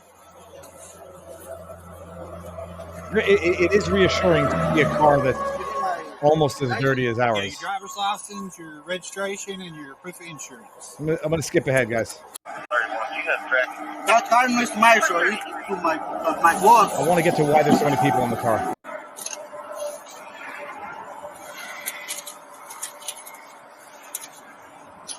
So where are you guys coming from right now? Where are you coming from?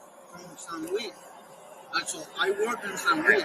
Yeah, why do you have a car full of people? That place finished. So I go back to the house of Maryland. Next week, I'm going maybe tonight with the other project. I thought you was going to Missouri.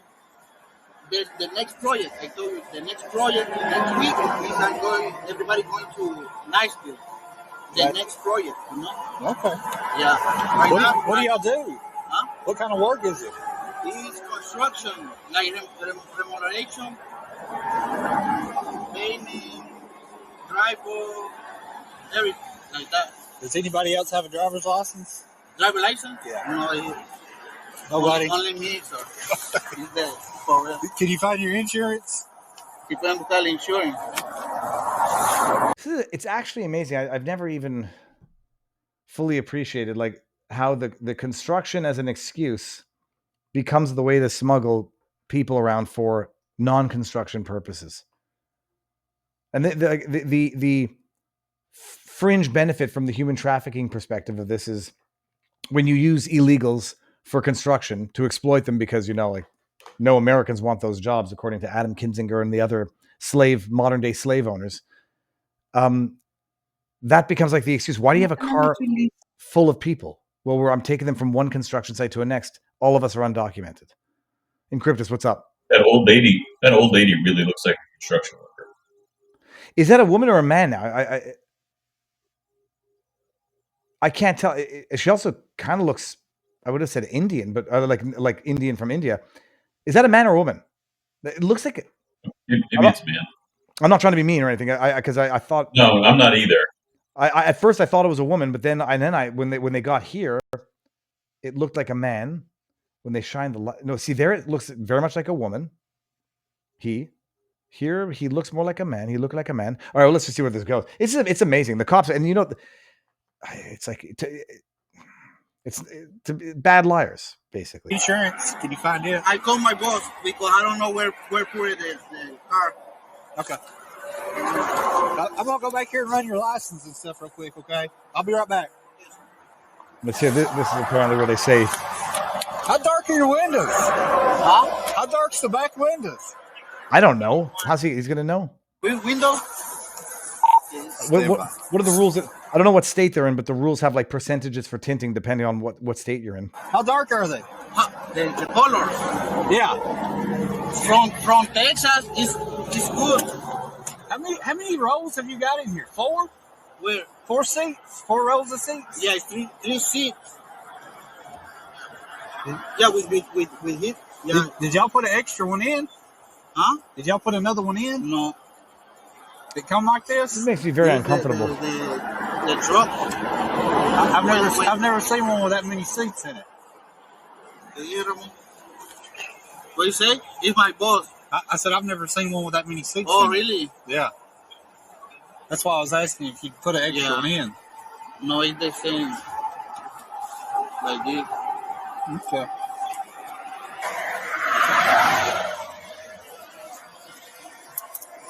How? You know what you got, right? You know what you got here, right? No. He's hauling these people for money, is what he's doing. But sometimes they commingle dope. No. But there's 8 people in there. Yeah, I know. I didn't know that. They put an extra row of seats in there. Yeah. So he's getting paid to haul these people, probably to Maryland, I would say. It's absolutely outrageous. I hadn't watched it all the way through until now. It's just amazing. And what do they let him go? I like. Holy cow! Let me go to the. He's got a really strong Maryland accent, don't you think? Oh yeah, no. Well, then the other thing I love is like to pretend he can't speak English to communicate with the cops, so they make it very hard to get any information. 8 people in that van.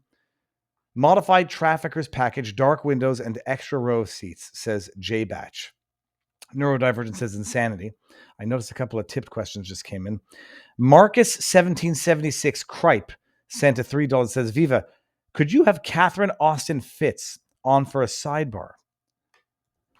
She just did a very interesting interview with Tucker discussing the national debt and how the money essentially disappeared from the national budget, and Congress passed a law during Brett Kavanaugh's confirmation hearing. She also had the IRS audit her for 11 years in an attempt to destroy her. Catherine Austin Fitz. Do I know what she looks like? Watch some clips from that episode. It was pretty good. All right. By the way, I copied that and dropped it in your DM so we have it. Okay, I'm definitely going to watch that interview. Chien Vijay says, "How about the C word, Viva? Hint: Ritz sells its version in a box. Is it the see you next Tuesday? Hint: Cracker. Ritz, oh, cracker? It's not the same at all, especially since it has a totally other neutral meaning. We were playing. I can't even, there's no way to tell. I have an Asian sister-in-law, and we were playing Scrabble, and someone put down the word chink, as in a chink in the armor.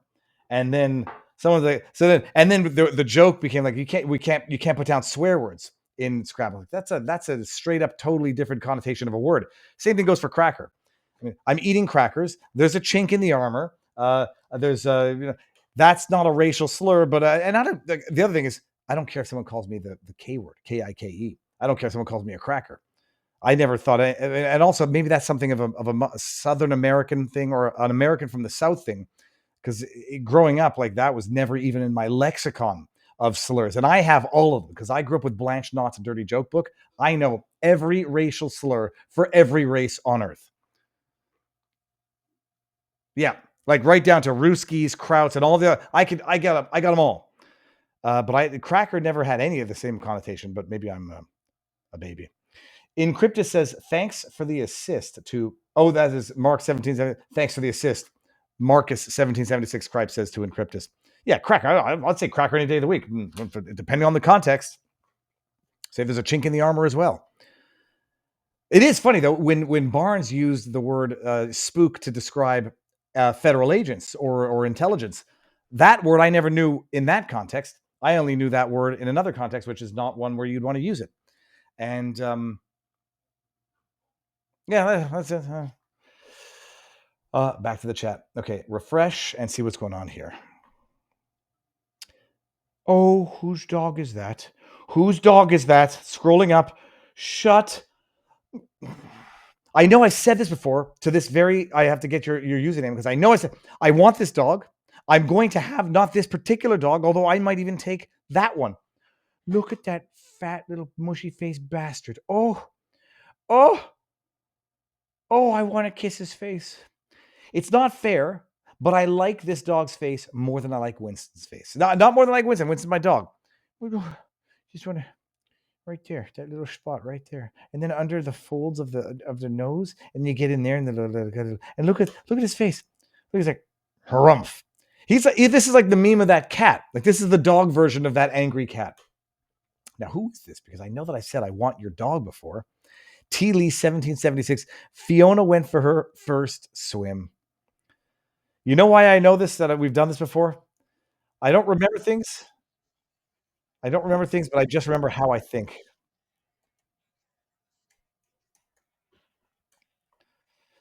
Here.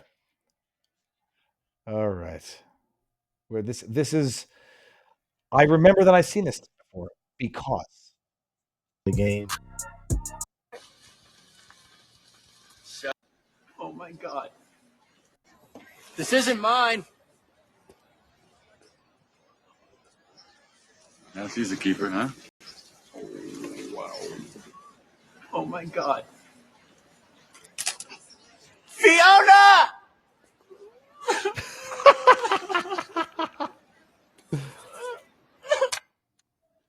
Let's see that again. it's everyone's got to watch this movie. Just make sure you have a dirty sense of humor. Fiona! This is just so brutal, and yet I can't look away. Bert, play it again. Come on.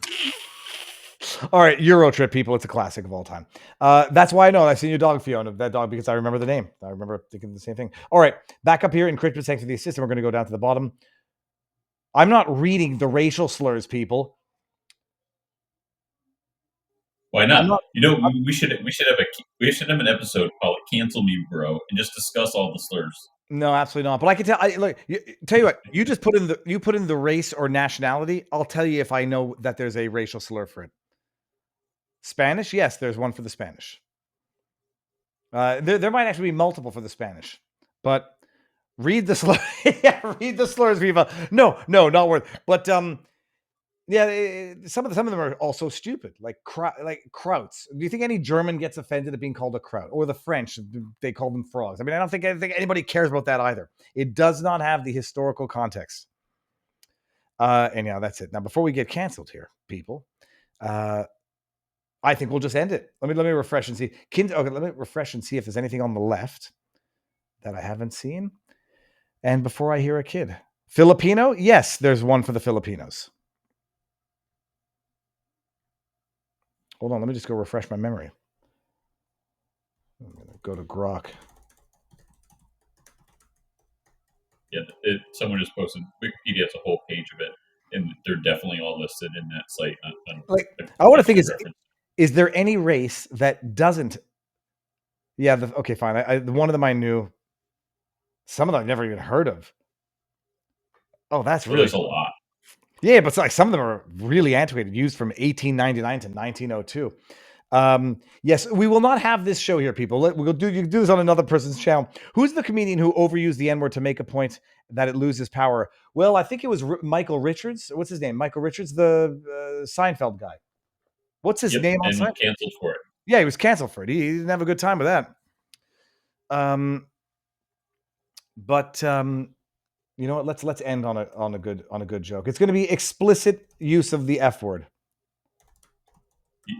Are you not going to show the Kurt joke?